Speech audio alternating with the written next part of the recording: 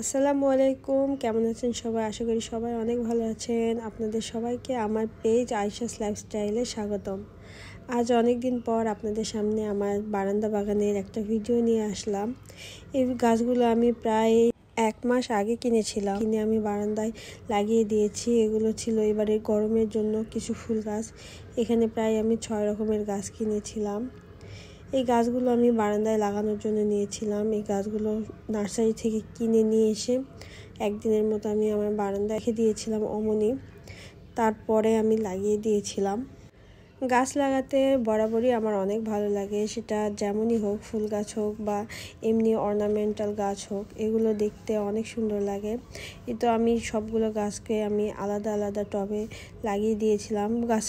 গাছগুলো লাগানোর সময় আমি ভিডিও ক্লিপ নেইনি, কারণ এগুলো আমি রাতে লাগিয়ে দিয়েছিলাম, এই জন্য নেইনি। তো সকালে উঠে দেখুন এটা অনেক সুন্দর।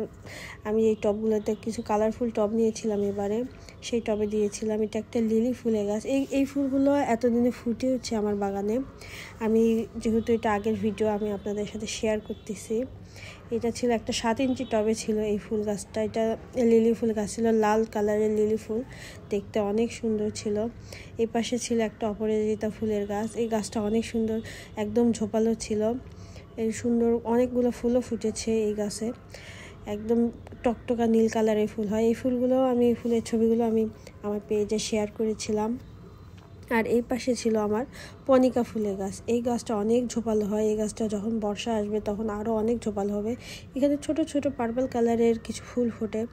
যখন সম্পূর্ণ গাছে এই ফুলগুলো ফোটে তখন দেখতে আরও অনেক সুন্দর লাগে, একদম ঝোপালো হয়ে থাকে। ছোট ছোট সবুজের মাঝে বেগুনি কালার, দেখতে অনেক ভালো লাগে। একটু দেখুন অনেক সুন্দর লাগতেছে।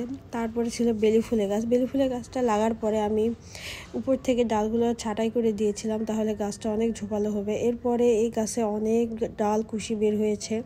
এবার বেলি ফুলও ফুটেছিল।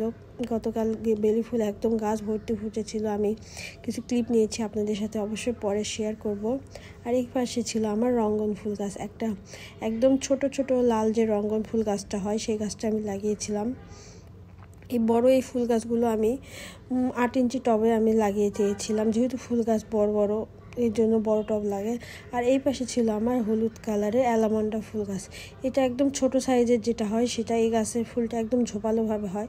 এই গাছের ফুলটা এখনও ফোটেনি, তবে যখন ফুটবে তখন আমি অবশ্যই আপনাদের সাথে শেয়ার করব। আমার বারান্দায় এবারে গরমের যে গাছগুলো লাগিয়েছিলাম, এগুলো দেখতে কেমন লাগছে অবশ্যই অবশ্যই আমাকে কমেন্ট করে জানাবেন। ভিডিওটি কেমন লাগলো সেটাও অবশ্যই আমাকে জানাবেন। আশা করি আপনারা আমার এভাবেই পাশে থাকবেন। আজকের মতো এখানেই শেষ করছি। ভালো থাকবেন সবাই। আল্লাহ হাফেজ।